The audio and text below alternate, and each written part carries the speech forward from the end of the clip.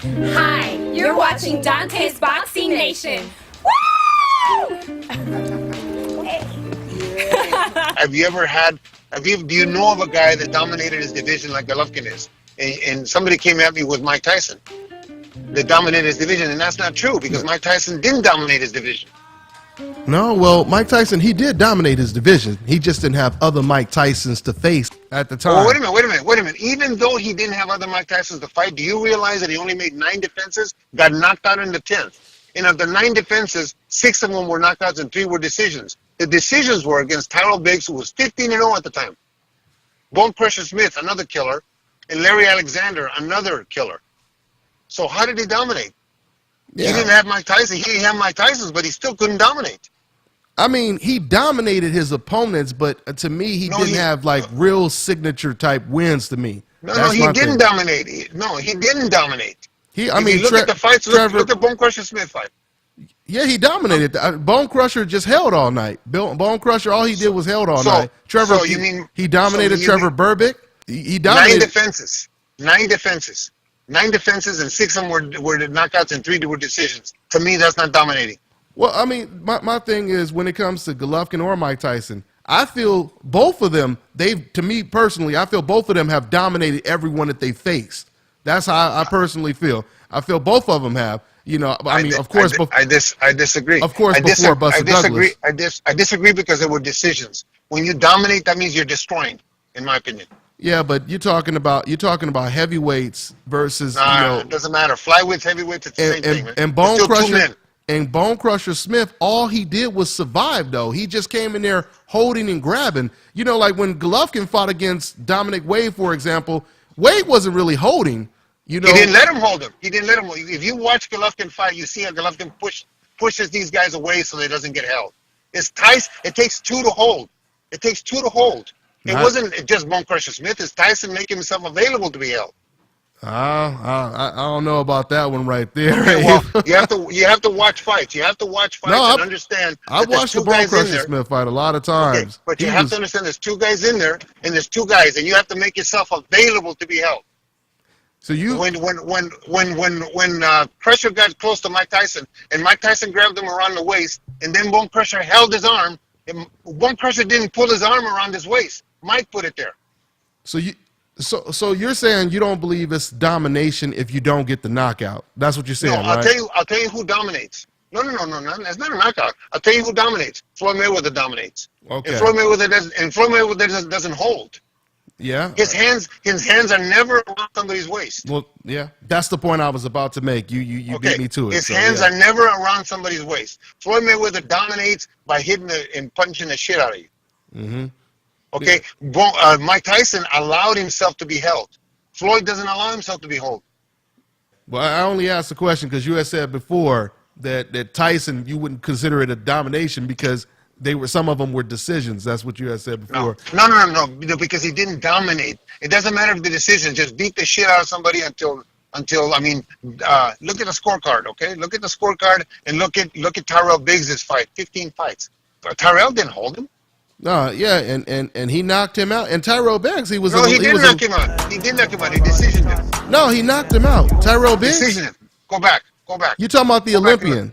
And the beauty of this conversation, I'm going to tell you the beauty of this conversation, that's what makes it interesting. That's what makes this sport so interesting because you have an opinion, I have an opinion, and hopefully you will get proven wrong or in your case, I will get proven wrong, okay? And not wrong, just the fact that, you know what, I guessed that one right because anything can happen in this game. And just like I said to you about Jacobs not taking it, obviously that was a guess. I'm not clairvoyant, but you just see history and you just see what's happening and you just see the fact that all the words are being said that are wrong. And for the record, because I just looked it up, yeah, he did knock out Tyrell Biggs. He knocked him out in the 7th round. Okay, what was his first 9 fights? Whose first 9 fight? Briggs? No, defenses. I'm sorry, the first 9 defenses. Well, he fought Frank Bruno, undefeated Michael Spinks. He fought Larry Holmes, I think, Tony Tucker. He fought, like we said, Bone Crusher Smith and Tyrell Briggs. Right. I mean, how many knockouts, how many decisions did he have in those first 9 wins before he got knocked out? How many decisions did Mike Tyson have? Is what you're asking. Before he got knocked out by Buster. I believe he knocked out all but 2 opponents, but I would have to go ahead and look it up. But that's, once again, going back to what I was saying. You're saying that not getting a knockout is considered not being dominant. That's what. That's not getting a knockout against a guy you're supposed to knock out. Not getting a very hard. A decision where you destroy somebody against a guy you're supposed to do that. There's guys that you're not going to knock out. But there's Evander Holyfield. It was going to be impossible to knock Evander Holyfield out. But if you dominated Evander Holyfield, then that's domination. But they let them knock him out. But Abe, how can you automatically say a certain guy should be knocked out if Golovkin or someone else we're comparing them to, if they never fought the same guy? Because of the level that they're at. In other words, Golovkin today, if he goes out and fights, let me give you a name. If he goes out and fights Highland, the guy from Argentina, the #1 contender for the WBC, and I don't know what his record is, but I think he's got 3 losses. If he goes out and gets a 12-round decision for him, you're going to crucify Golovkin. I look at it this way. Okay, when you look at Ali versus Frazier. Ali fought Frazier 3 times. He can never even knock Frazier. He can never even knock him down. But wait a minute. You're comparing apples and oranges. So you're a boxer. You're saying because he's a boxer, you're right? comparing the 2 of the greatest fighters, the heavyweight fighters to ever fight. Are you kidding me? No, but we're talking about not getting the knockout versus getting the knockout. That's all we're talking about.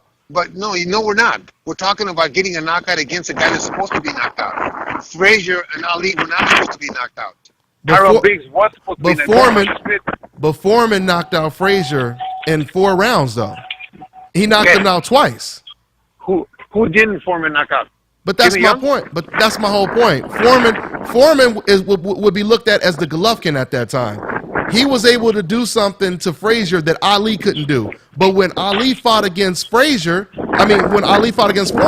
Ali knocked out Foreman. So, it's like styles make fights too, though, right?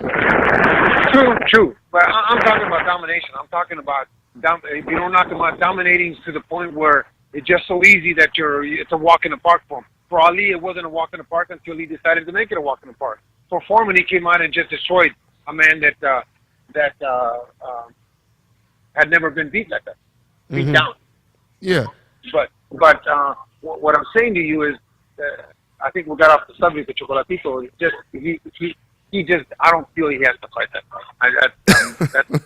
I feel like he's done enough. He's done enough to warrant Hall of Fame status, to warrant our respect if he never fights this young stud, because he is a young stud. Hopefully Inui fights.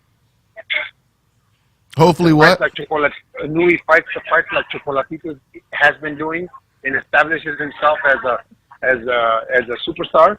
And then they fight when Inui's got 20 fights and Inui's done what Chocolatito's done.